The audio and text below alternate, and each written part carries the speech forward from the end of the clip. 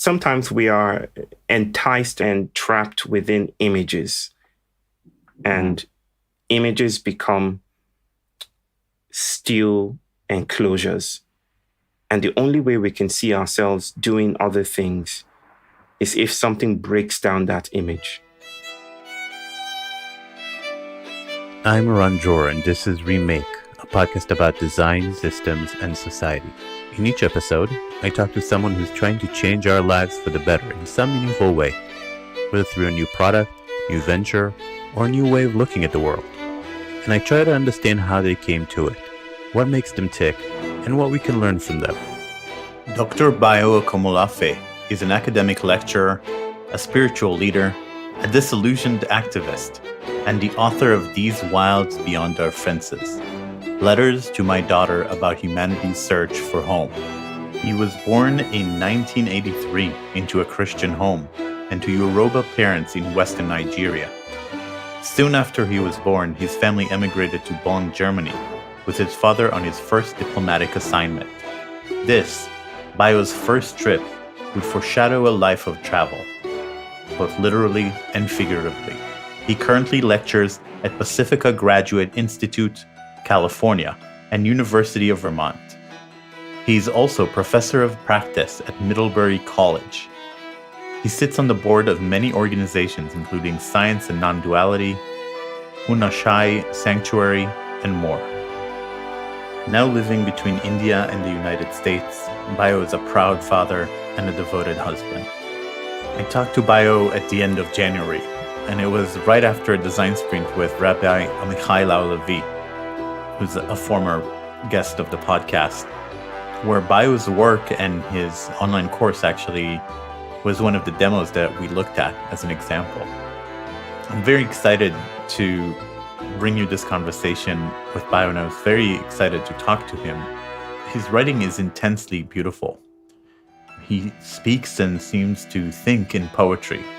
His words paint pictures that move us, but avoid being captured. I think Bayo is an awakened person. He clearly sees things in a way that's deeper and that's hard to comprehend sometimes. But his efforts at clarity and communication are very obvious and evident here. And I think it will be appreciated. I'm a little bit worried that people who don't really have any strong spiritual background might find some of these topics hard to understand or relate to. So I want to leave you with this recommendation.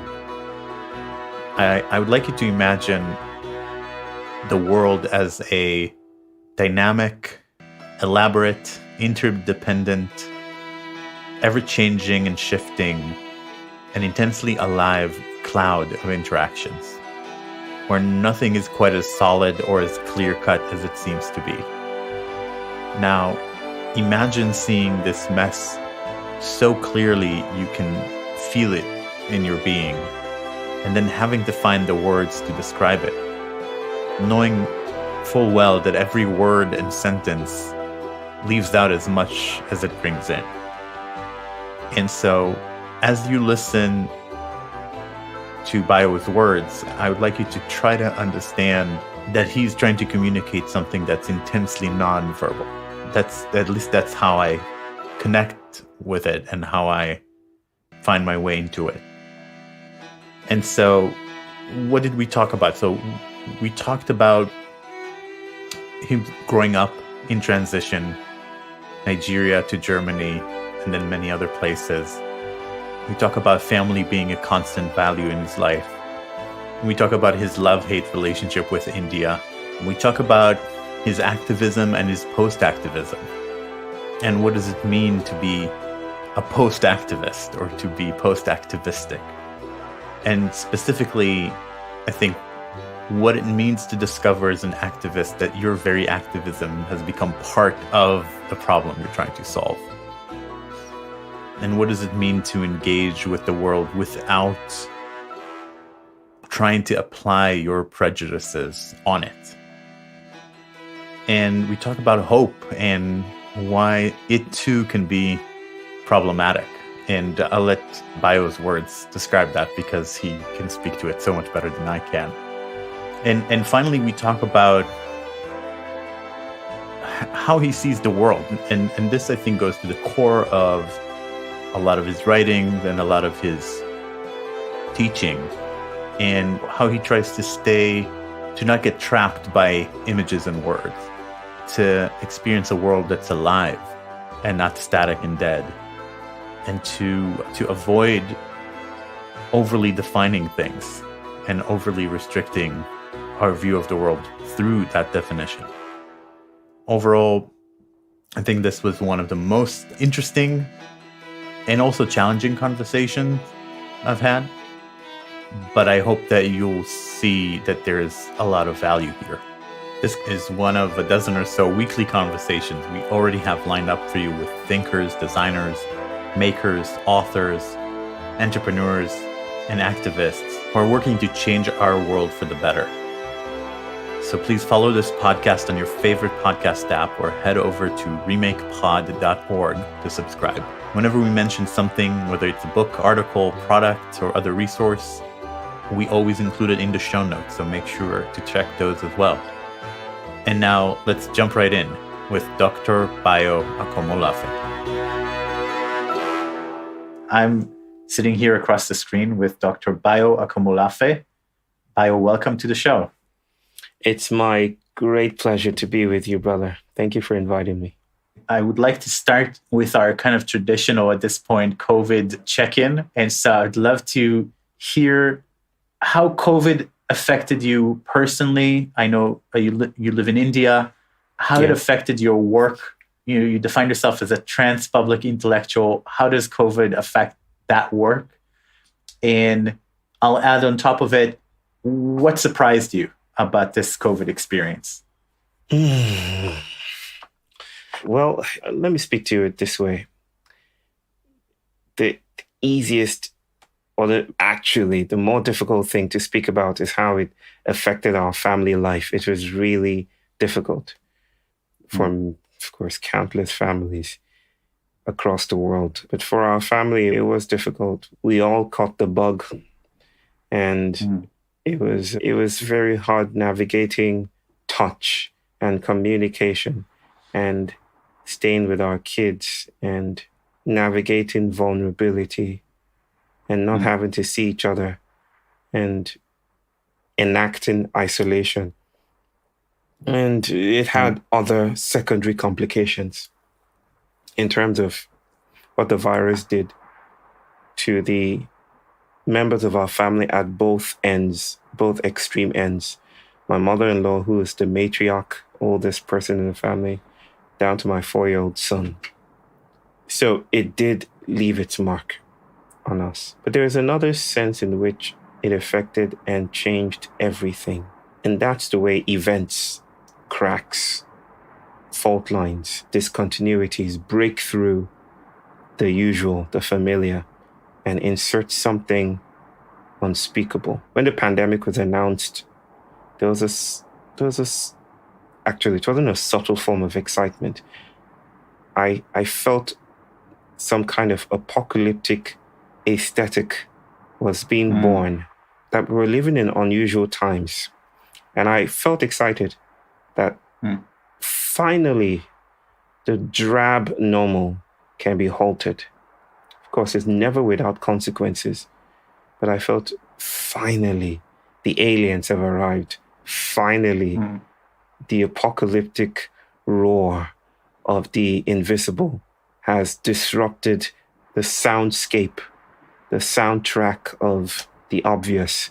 And now we have to do something different. We have to think different. We have to meet each other differently. This consumerist humdrum can be halted in its tracks. Of course, it's never as theoretically simple or as experientially convenient as our poetry or as our writings make it out to be. But this whole time has just been a way for me personally to come to terms with a world that is not amenable to our devices. That it's a world that escapes design. It's a world that will not be put in the family way or that is too promiscuous to settle, to converge. And that is delusion, that is theoretically potent, that is decolonial, that is fugitive, that is powerful. I'm leaning into these times, and I found some kind of a voice, a gift to speak with and to speak to this time. It's the reason I call myself a trans-public intellectual. Not just a public intellectual, but a trans-public intellectual, meaning I situate myself at the edges of the known and gesture towards the unknown and the uncertain.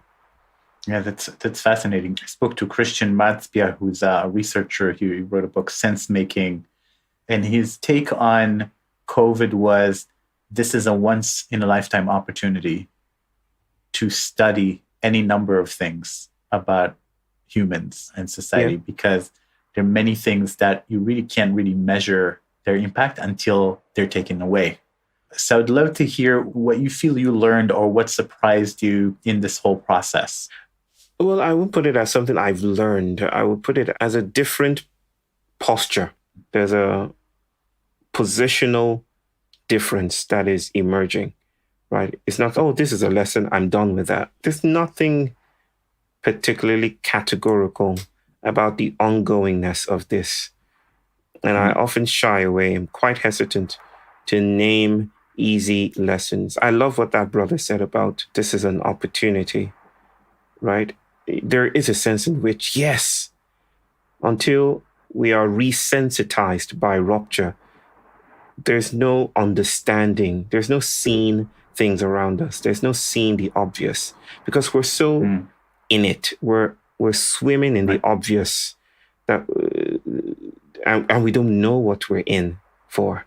So we need these transversal events to burst through our bubbles for us to see ourselves for the first time and name ourselves differently. So for me, it's more like a gesture of leaning in, pushing in close, and relating with the world in ways that disappoints my modern liberalist assumptions and conditioning. The ways that I've been coached into, and I'm currently always being coached into thinking of the world as dead, as a natural resource, socially distant. Suddenly, the world breaks through and it's, nah, you don't own the future. You're not all that is. And I have a say in how I world myself. So, even with what that brother said about opportunity, even that can only be said in part. There's no full eloquence in this moment, in moments of surrender. Eloquence is a function of stability. When things go asunder, when things fall apart, the most eloquent thing is a gasp, right? It's the cry and the lamentation of what do we do next? There are many parts of me that disagree with the notion of this time being an opportunity, right? Which might, in some ears, feed into the notion of some entrepreneurial spirit. Let's learn everything we can about this time. It almost feels like an invitation to build capacity. But there's something about this time that is also about incapacitation, about the impossibility of going forward, and about staying in that moment. It's resolutely more than human. It's non-humanistic. It doesn't pretend to give us options or easily parsable solutions. It basically says, yeah, this is a place of your undoing. Sit with that. Yeah. I often think that to be a designer, which is what I am, is to be hopeful. And we'll get to your take on that maybe a little bit later. But I definitely experienced like just needing to accept what was, what is, and not necessarily seeing another solution than just being with it, which is for me is not my usual state. I run away to finding solutions for everything. And so I'd love to start with this question that we ask everyone. And I know that your life has been a life of many transitions and maybe even revolutions in how you see yourself and how you engage. But I still would love to ask this question, which is, what's something you learned or discovered in childhood or early in life that still drives you today, that's still with you today, that you haven't set aside? Well, let me go with, this is something difficult. And I will sit with why that is later on. But I find myself leaning towards family. The thing that stuck is the gift of connections, of relationship. It haunts everything I do today. I'm not a master of it, but I am enraptured and stuck on it as a technology for continuity. I cannot do without it. I survive on solitude, and yet it's a queer solitude.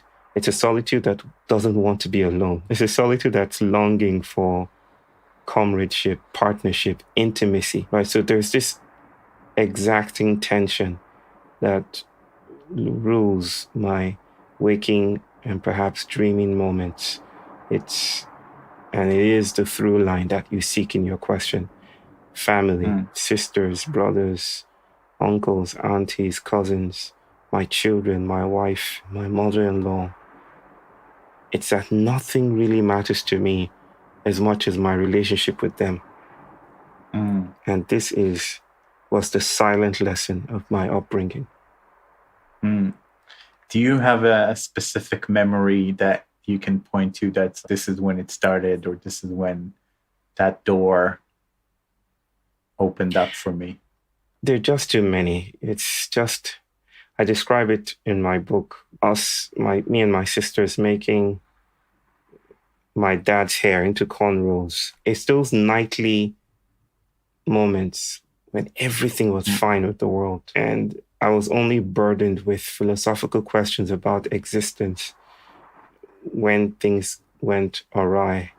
But it's mostly those nights when we cuddled and surrounded my dad, when we played, when we went out, even when he passed away. There's a beatitude or series of sermons in those moments when I'm with others that I love and care about.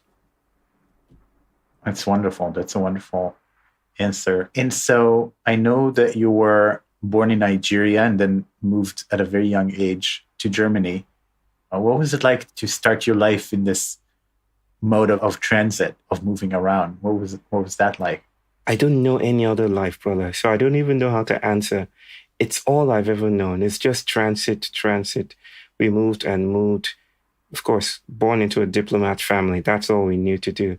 And when we're stable, it was in preparation for moving again, right?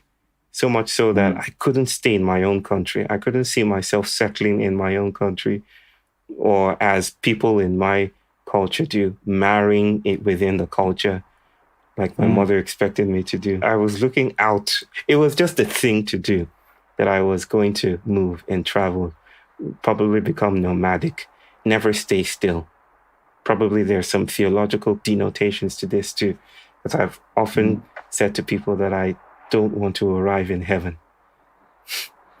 It's like the end of all transits. So maybe for you, heaven keeps changing location. That would be good. Then it won't be heaven. Wow. Then it would be ordinary, which is just extraordinary. Yeah. So you ended up in India, and you're very descriptive about falling in love and being swept off your feet. And so I'm wondering, I know many people who fall in love with India itself. India it's almost too much, right? It's almost too much for words. People get this dreamy look. And I know people who just go there for months or years at a time. What's your relationship with India itself, the country? And was it tied to family? And what is it now? It's a love-hate relationship, actually, which is the best kind of relationship, I think. It's not hagiographic. It's not, I refuse to lionize or deify or put it on a pedestal. I love the country, the culture, the colors, the scents, the sounds, the schizophrenic pantheons of gods and goddesses. I love the food. I love the people, the hospitality. But with every serving, of a piping hot dish of dosa and coconut chutney is a little bit of prejudicial treatment. I'm speaking about being a black man in India. It's not particularly easy walking down the road and seeing billboards advertising fair creams or Fair and Lovely creams or something. Just you get a palpable sense that my skin color is low level, that I should probably apologize for looking this way. That is not particularly true of my relationships with people that I've met and that we have relationship with. But there's something that secretes out of every porous space, every membrane of space-time here is that you're black. What a thing to be. Sometimes it feels like curiosity, and sometimes it feels like a hierarchical displacement of my experience and of my person and my becomings. And at the same time, I'm quite wary about the nation state. I'm wary about any form of hyper-nationalism that invests so much into feelings of patriotism that it loses itself and it loses its meandering creatureliness. And then it becomes this mechanistic devotion to supremacy and homogeny and monolithic ideals. It becomes fascist. So I'm quite wary about national anthems and flags and those sorts of things, which is another heavy sentiment that flows through. But I usually say to my people here, my tribe, that India is resolutely schizophrenic. Even with those sentiments, those nationalistic sentiments, those other things that I usually feel quite uneasy about, there's something about it that resists capture. Like, India will not be anyone's tool. India will not be categorized. India will not be put in a box. It will speak out in some way. Some god or goddess somewhere will break out of your conference hall and upset the status quo. I like that. I like its unwieldiness. Yes. Yeah, I mean, I have to ask myself if 1 billion people under any circumstances could be put in a box. Yes, there you go. I'm Israeli born, and then I lived for about a decade in America, in New York, and I still can't answer the question of what it's like. And because I feel like everything is a clash, everything is a force and a counterforce. Everything is true, and its opposite is also true. And so while it's in the abstract, it's very easy to make a lot of statements and be very critical. Also, some of the best examples of the exact opposite, I also see in the country. Yes. You know, part of me thinks that maybe even any number that more than 2 people is hard to categorize, maybe even 1. But definitely when you're talking about 1 billion people, like, how could you say anything about that? But that being said, I also recognize your experience from the little that I've spent with people from India. You know, I walked in with a friend down the street and she's, "Oh, it's really sunny. I'm going to get too dark. You know, my mother's going to kill me." Yeah. She's like, "What?" It's the culture. It's the, maybe something that needs to change. I know you're not in that. We'll get into this activism, but like, this makes me want to be activistic and try to find a solution for how to engineer like a change of mind. And so you're not a fan. You're not a fan of activism. You talk about post-activism. So, what's wrong with just plain old activism? Nothing. I am not a fan of activism. I don't even think there's such a thing as activism in some stable, monolithic sense. I feel, that there are activisms, but post-activism is not a way of saying, let's go beyond that. It's not a dismissal of activism. It's not a superior form of activism. It's not after activism, like the name might indicate. It is post only in the sense of noticing. Imagine you're in a room and this happens all the time. It's not difficult for me to imagine at all. My wife comes into the room. Her name is EJ. EJ comes into the room and she's like, what's that smell? And I'm like, what smell? Come on, I've been in here. She's like, can't you smell it? And then she goes to the kitchen and sure enough, there's something in a pot that I left overnight and did not put in the fridge or something like that. And it's rotten. She's been out and she's come back and my nose, my sense of smell became desensitized to that putrid smell. And I became one with it in a sense, right? And she has to come in. The external has to come in to disrupt that continuity and say, there's something here that you want to pay attention to. That's the only sense of desensitization and sensitization and resensitization.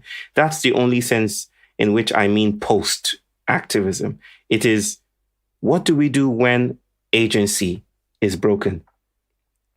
Or what do we do when the way we respond to crisis becomes part of the crisis? What do we do when the very idea of design and our agency and our ability to solve problems is called out or called into question by a world which will not be put that way? What do we do when healing or our attempts to fix a problem becomes the problem, right? Yeah. Medicine has a word for that, iatrogenic, right? Where the means to heal something becomes the very means by which we create even more greater suffering, right? So what happens then? That's the question of post-activism, that agency is never linear. If you think with post-humanisms, post-structuralisms, feminist insights, indigenous realities, and all of these things that come together to create new speculative fabulations and new theoretical assemblages. If you think with these things, then you start to think, oh, agency has never been ours, even when we say we are activists. We've never really talked about in depth how vast this agency is that we claim to be ours, right? When we say we are activists, there is a sense in which agency is a network and it enlists us into identitarian corpuscles and then uses us to particular ends so that it goes beyond our intentions, beyond even design, right? So that's the tragic and terrible undertaking of post-activism. It is to inquire into cracks, into openings, and what we do with the world and how the world is done to us in those moments. That's one way that I'm finding my way into what you're saying is through systems thinking and thinking about how your attempts to do good ultimately feed into a system that actually counts on what you're doing, that actually uses it, kind of co-opts it. And in my conversation I spoke to David Peter Straw, who wrote the book Systems Thinking for Social Change. And he goes into any number of big humanity scale problems like poverty and any number of things. And ultimately, when you analyze the system and the interrelationships, he finds that many times the mindsets of the very people who are trying to fix and change the system are essential key parts of the system continuing to act exactly as it acts. Whereas in fact, sometimes doing nothing would have been more effective because maybe you wouldn't have created the system that perpetuates a certain kind of struggle or a certain kind of conflict. So I'm fascinated by that. I'm fascinated by the feedback loops and just the ways that your action can yield unpredictable results or unintended consequences. Is there a way to accept all of that, not fully understand, but kind of accept that we're not individuals acting in a vacuum, that we're in an interdependent thing, and keep the intention to do good and find a way to act more wisely and with better consequences? Right. I mean, that's what we're doing all the time. It seems design is always anticipatory, right? You don't need a boardroom or a blueprint or pieces of paper to create design. Design is going to the bathroom. Design is cooking, putting food together. Design is all of those things. It's how an eagle, right, or some birds of prey might swoop in for the kill and just capture their prey and take them away. They never arrive at the same spot that their prey, which is also running, was. They're anticipating where it is yet to be, and they swoop into that place. That's a highly complex and complicated anticipatory system. Right? Design is always anticipatory, always speculative. Now, the question that we're contending with is, who are the designers? Right? And it's a question that's always up for grabs. One response that humanism might throw our way is that humans are the designers. The world around us is just the content of the last part of the slave ship, right? Natural resource. So we put it using our rationality, and we condition our environment. We design things. We project into the future. We anticipate things and all of that. And in that story, in that field, we are the designers. But like I said, everything that shows up only shows up in part. And so that story is held in tension with other stories that invite us to notice that we are not the only ones that are enacting reality. So microbes, bacteria, food, architecture, ecologies, archetypes, cybernetic frameworks, the air in its volatility, chemicals, colors, textures, all of these things are shaping the world. It is not just us. So that in a sense, humanistic notions of design are impossible. They are already conditioned by and available because of larger territorial forces at play. So there is, in a sense, we always have to meet a world that exceeds intention, exceeds outcomes, exceeds systemic thinking, because systemic thinking is also a creature of humanistic notions of exclusivity, human agency, individuality, right? So we're not, if we start to think, relax the constraints of humanism, then we could notice that there are post-human forces that are already implicated when we speak about design, when we speak about these algorithms. That's fascinating. One thing that comes to mind is even in system thinking, any system thinking book or researcher or expert would tell you the boundaries of the system are arbitrary. If you're trying to design or plan a system, no system exists in a vacuum. The boundaries are an arbitrary decision that you make on that piece of paper. I've taken a look this week at your wonderful course, We Will Dance with Mountains. First of all, I love your titles. And then I also loved what I've seen in the essentially trying to teach post-activism as a practice. And by the way, I noticed you have Dr. Angel Acosta coming, who's a former guest on this show, but a fascinating mix of people and themes and in moods, I would say even. And you have this quote up there, and then I'll let you speak to it, but you wrote, recuperating our connections with a world that can no longer be seen as dormant, mute, and passive. So what is it about passivity? What change are we trying to enact in the mindsets or in the experiences of people? And why does that tie back into activism? In a sense, we are, like any good architect would tell you, I think, at least if I was an architect, I would say this many times, that people are the functions of their contexts. It's not just people within context. It's that spaces are thick. They're momentous. They're agential. They drive people. They're instigatory. And so built spaces are motivational. You can build a house and the house would make you behave in certain ways as opposed to another house which would make you behave differently. So we're not just autonomous beings in the world. We are environmental qualities, right?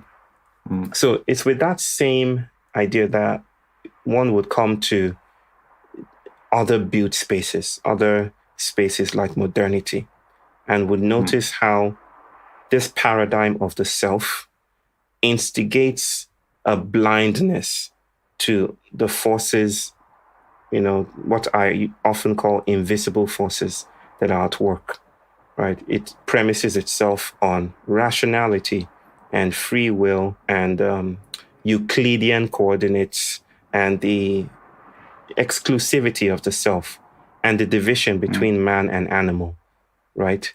And the postponement of the divine.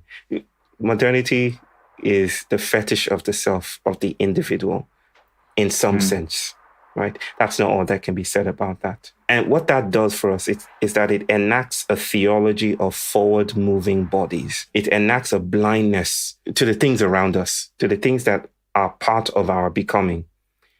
Take it as an example, the ways that we enact care.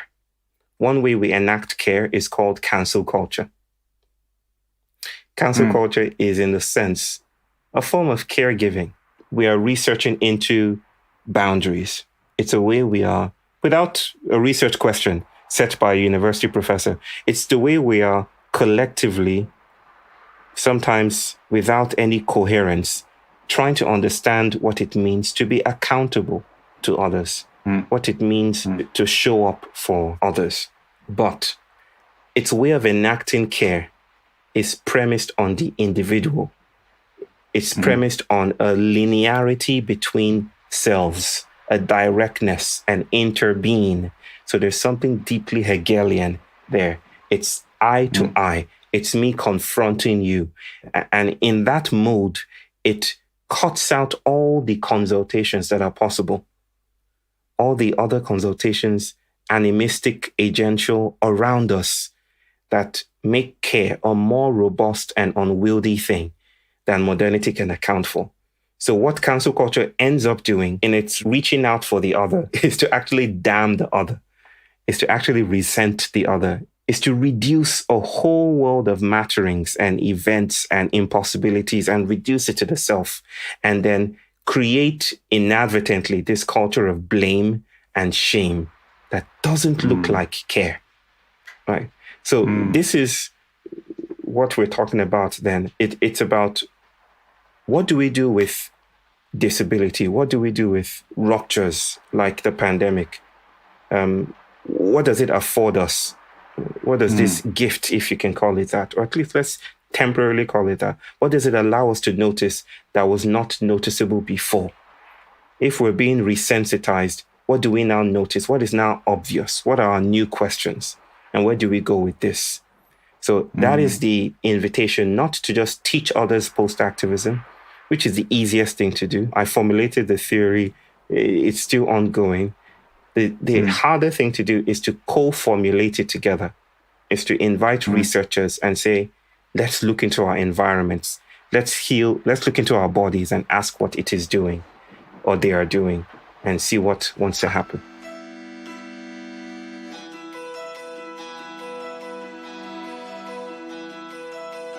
You're listening to Remake, a podcast about design, systems, and society.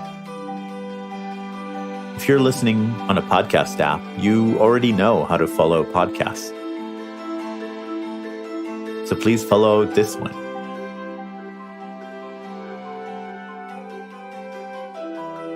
If you're listening in a browser, just go to remakepod.org to find links to all the major podcast players where you can follow our show.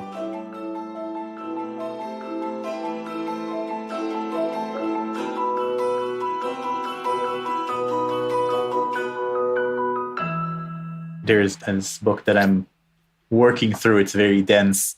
The Master and His Emissary by Ian McGilchrist. It's about the two worldviews of the brain. That there's the right side has one specific worldview that he's describing, and the left hemisphere has a different worldview. And one thing that pops is that the right hemisphere tends to see things in a much more dynamic, relational way, and the left hemisphere tends to see things in a much more logical and rigid way and verbal way. And so when you talk about bringing the world alive, that means to me, or at least like it connects for me with learn to see the dynamism all around you. And that maybe requires you to use a different part of the brain than you usually use to discuss and dissect problems. Yeah.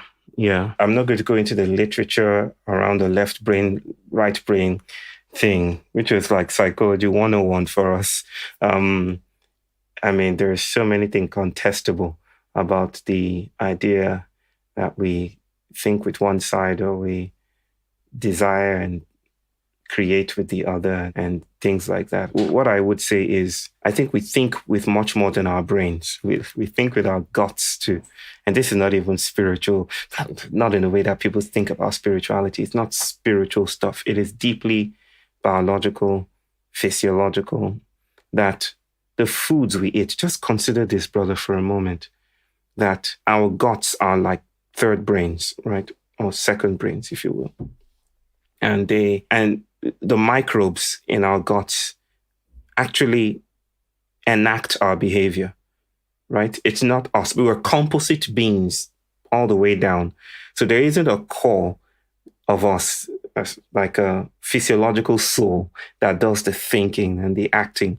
Instead, it's a ragtag group of migrants that live in our guts that do lots of things that, like being sociable, for instance, and being friendly and being moody. All of these things have to do with the microbes in our guts.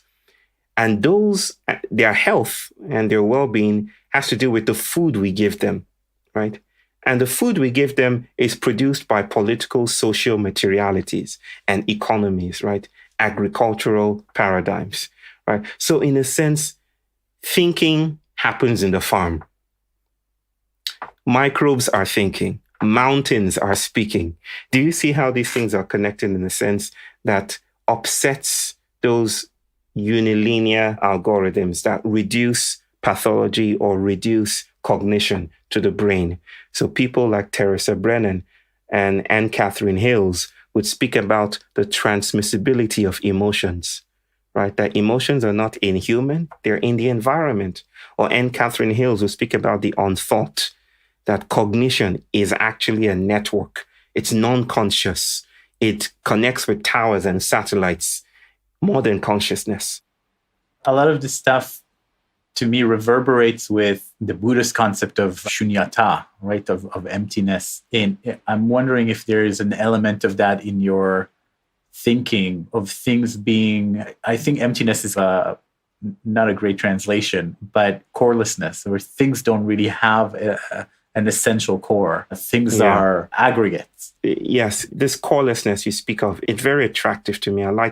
I don't know how it's met and held within the traditions you are bringing and speaking about, but yes, I'm really attracted to a corelessness. I like the open-endedness of things, that the universe is a teenager instead of an old man or woman with a flowing beard or flowing hair, that the universe is a teenager, still awkward and figuring itself out and will never really arrive. It's just somewhere in the middle. Yeah, that's a very hopeful way to look at the mess that we're making, is that we're in this teenage civilization or teenage society. So I think it's safe to say you're not a huge fan of hope.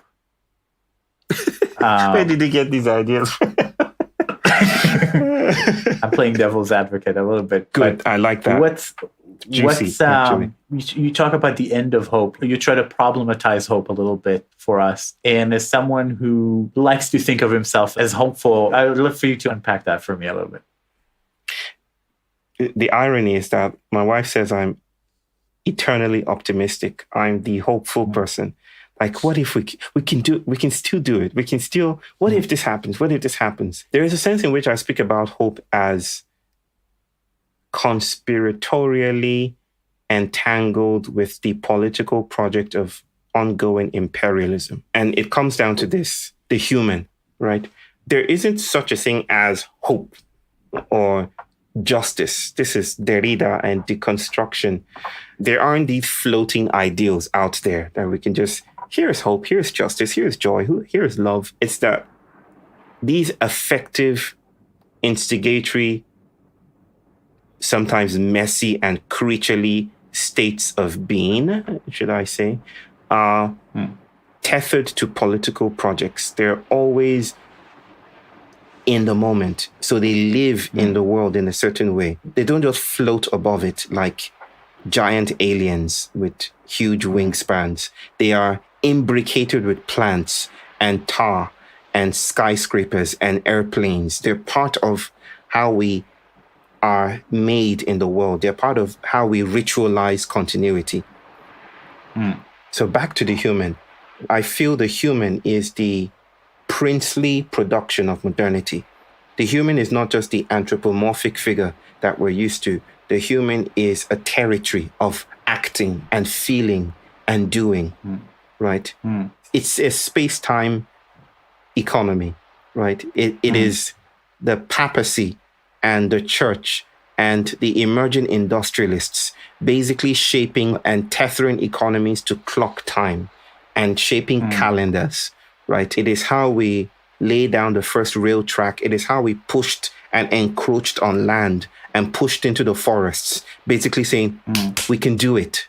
If anybody can do it, we can do it. And so we pushed in. And in a sense, hope is how we are saying to ourselves right now, brother, that we can defeat the virus. If anybody can do it, we can do it. It's how we're saying to ourselves, we can defeat, notice the language, we can defeat climate change. If anybody can do it, we can do it. In a sense, it is a political project. It is a way we are resituating ourselves, colonizing the next, reinforcing our presence as a territorial colonizing species. And I feel that is deeply problematic, not just for the planet, but even for our species. It's the articulation of permanence that in order to live, we have to stay here. We have to stay in the familiar. And if there's anything to come our way, then we want to be accountable for it. We want to design our way out of it. We don't want it to hit us in the face. We want to be in charge of what comes into our privacy, our boxes. So in that sense, hope is the engine that ran the slave ship. Hope is the cutting down of trees. Hope is the capturing of black bodies. Hope is the flattening of surfaces to make room for city halls and legislative buildings. Hope is how we created the world.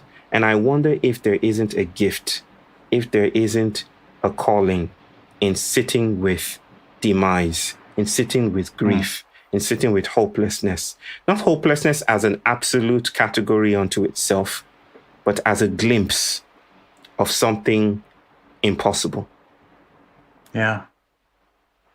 The thing this brings to mind is again and again, I encounter stories of people going through a lot of pain or something really difficult and finding that they really can't talk to most people about these things. I mean, the classic example is like veterans coming back from a war and then nobody wants to talk to them about what they went through, but also terminal patients or people who have recovered from great disease or people who are disabled in some way. And you know, the hopeful people are not interested in having their worldview complicated or challenged or maybe enriched by different tones. So if this is what you're aiming at, then I completely vibe. At the same time, so I consider myself, so I learned this term really recently, tragic optimism. And this is how I would define myself, is that you try to see as much of the tragedy of the world, but still wake up in the morning and think that it's worth living and think that there's good things to experience and that there are things that we could do, not necessarily things that we could do that will make these things go away, but things we can do that are worth doing. Yeah. Is that the kind of place where you want to dance with hope? Does that vibe with you? Let me place it as a different geometry of hoping and being in hope with, right? Was it Lauren Berlant of blessed memory that wrote about, yes, it is, cruel optimisms. Cruel optimisms. A cruel optimism is a relation of hope. in which what we hope for is actually more injurious to our health and survival than the things we're trying to escape from. So it's when hope becomes a disservice, right? The things that we hope for. So I hope I define that in a way that honors our work. It's a beautiful book that I read a long time ago. But this cruel optimism might help us see what's happening. It's that sometimes we are enticed and trapped within images, and images become steel enclosures. And the only way we can see ourselves doing other things is if something breaks down that image. The transatlantic slave trade did not collapse because good people stood up. It didn't buckle under its own weight because of the impressions of justice. Even the abolitionists in some iterations are described or reframed as capitalists who were seeking other means of contesting the exclusivity of their competition, the slave traders. And we're looking for other ways to reshape the economy.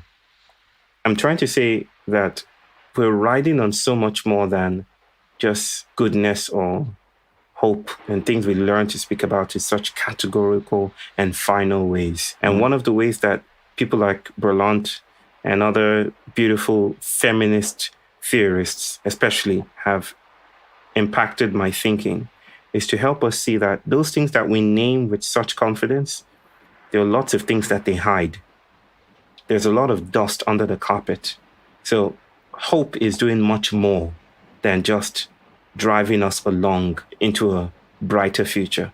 Maybe what we are calling for here, and we don't know what we're calling for actually, but what is being invited here is to sit with the trouble, is to not pathologize it. Don't so easily push it away. Build a community around that fungus. And by that fungus, that fungal pathogen that has wrecked your corn might become a delicacy, like huitlacoche in Mexico, right? Literally a disease becomes a dish. But you need to sit with it a while longer, because if you cut out everything in the hopes of preserving the purity within, the sanctity of yourself, then you will end up losing yourself. Might end up losing yourself. That's beautifully put. You talk about the violence of naming things, or the limits of naming things. And again, I think that this is the trickster you that likes to problematize things that we all take for granted. What is the challenge of naming things? Why is naming things sometimes undesirable, or in what ways is it undesirable? In a very local way, naming is an agential cut. It's a cut we make, it's a convenient marker. Like we're navigating a thick forest. And in order to pass through, we scratch the bark of the tree and say, I've been here before, right? So that we know how to get back there to the same place. That seems innocent enough, finding our way, right? But there's something about finding one's way that is also simultaneously making one's way. And there's something about making one's way that is simultaneously unmaking one's way. In cutting in, we are cutting out. In making certain things legible, we make others unintelligible, right? It's just like your camera, your phone. You hold it to your face and you zoom in. In zooming in, you gain clarity and focus, but you lose a panoramic depth width. You lose the ability to see things, the big picture, right? If you zoom out, you lose a little bit of that high definition, and you have sold it and traded it for width, right? There's something about naming that blinds us. So there's this proverb that is, Indian that says, name the color, blind the eye. Name the color, blind the eye. In the moment we name something, and I'm not saying naming the world is how the world comes to be. That would re-centralize humans. And I don't think that's we're all that. I mean that there is a sense in which things are co-produced by our ritualistic activity of naming them. At least for us, the namers, it orients us towards them in a particular way. And we lose sight of other possibilities. We lose sight of other things that the thing might be telling us, but we're not able to find or listen to because of the violence of the name.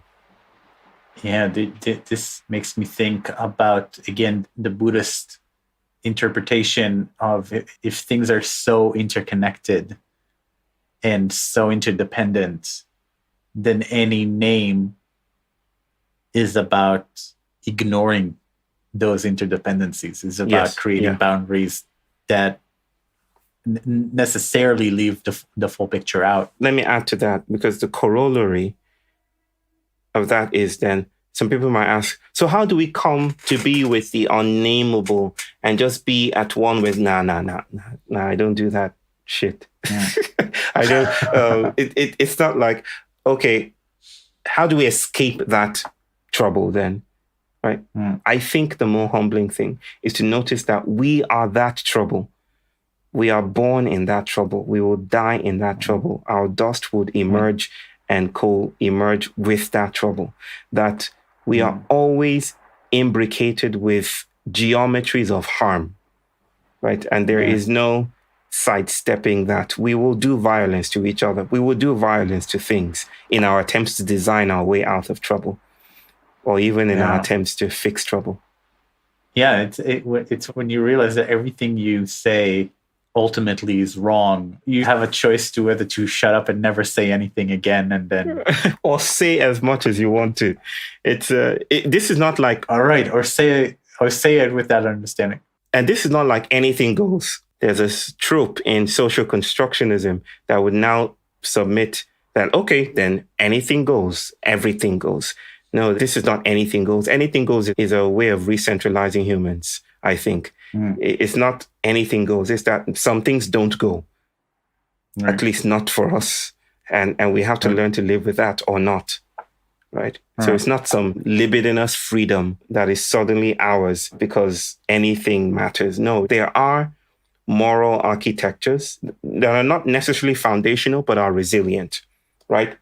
It is possible to acknowledge that we think about the world in terms of good and evil, not because the world is primordially shaped into the vortices of good versus evil, but because culture and socio-materialities and microbes and airs and atmospheres have somehow co-created these resilient pillars. And we often congregate there. Yeah.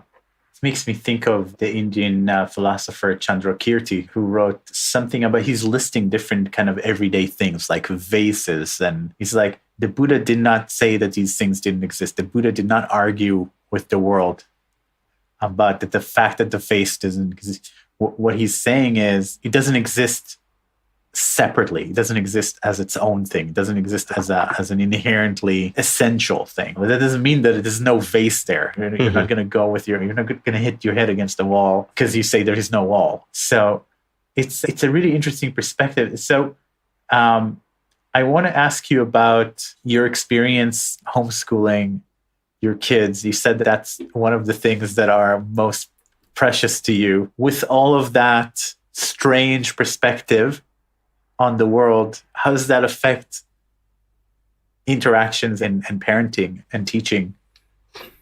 I just had an interview just before this, and I spoke about parenting, and I said something that might have shocked the interviewer, and I think I said that children are a disability, and let me elaborate that by disability, it's in the most theoretically profound sense that a disability is not a place of lack, it's a place of strange abundance, where the world is swirling and murmuring and moaning and jumping and doing things that are not yet available, right? There's something about the gift of children that is disabling to adultism, that is disabling to righteous continuity.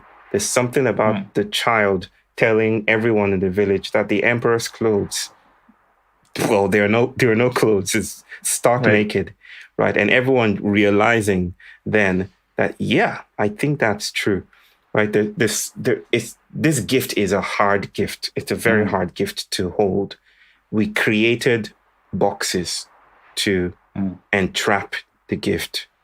The brothers Karamazov in Dostoevsky's novel took the Messiah in prison and they locked him there, right? Because they couldn't stand the Messiah. In the same sense, I feel children are too much for our tastes. There's something too much about them. The way children show up, at least within our settings, many of our settings, is upsetting. And that is disabling. And how we reduce the burden of that is we put them in a family way, we school them, and we need schooling in some respects. We need continuity, we need culture, we need acculturation in many respects. I'm not saying we do away with these things. I'm not a purist in that sense. But I am noticing that there are times of divergence when convergence becomes a problem. This is the issue of post-activism, right? There are times when we are cracked open. And the most pernicious thing to do in that time is to fix the wound, right? I think this is the time of sitting with the wound, right? This is the time of convening classrooms around the wound. I think of children as cracks, right? I don't even know how to be with children very well. And I'm even speaking about my own kids. I wax poetic about children all the time. But I didn't have a playful childhood. I mean, I loved my childhood, but it may have something to do with the condition of being a nerd, but I didn't have that experience with children. So I'm learning and unlearning many things about myself. I'm meeting demons along the way, helpful demons, mocking angels and unhelpful angels at the same time. I'm meeting all of these vagabond creatures in the approach to my daughter, the approach to my son. But I feel this is my most vital task. I can't speak for anyone else, but I feel we are at such a stage in our, what do you want to call it, co-emergence as a species, when the vital thing to do may not be developing some alien technology to fix climate change, may not be creating artificial intelligence to replace human police officers. It may just be learning to be undone in the play with our children. Wow, that's beautiful. Usually, we ask a closing question. Awesome. I feel you may have already answered it, but I'm going to give you a chance anyway, which is, we talk about, in his TED Talk, the philosopher Alain de Botton talks about the difference between a lecture and a sermon. A lecture being kind of a modern day equivalent that's dry and just provides a little bit of information, whereas a sermon is the more old religious way of doing things, which is an urgent plea to change your life, of really trying to grab you. Yeah. And so if you had a chance to give a short sermon to people listening, what would it be about? Interesting. So the courses I do are usually on Sundays, and I often think of myself as offering a sermon. It's this that I would say: in order to find our way, we must become lost. I think that's quite appropriate for everything we've been discussing. It feels ironic. It feels like a koan. It feels incomprehensible. But yes, I will raise my voice with Felix Guattari and say that this is the time to bring in incomprehensible things into the world. A madness of a poetic sort. Amen. Thank you very much, Bayo. Thank you. Thank you, brother. All right, that's it for today. If you enjoyed the podcast and would like to support it, please consider writing a 5-star review in Apple's podcast app or wherever you're listening. It helps many more people discover the podcast and also makes us feel good. Current support for the podcast comes from my own design company, Remake Labs. We run design sprints all over the world, and our goal is to improve outcomes, whether in business or various organizations, through repeated and rapid design interventions. Now, until next time, be well, everyone. See you next week on Remake.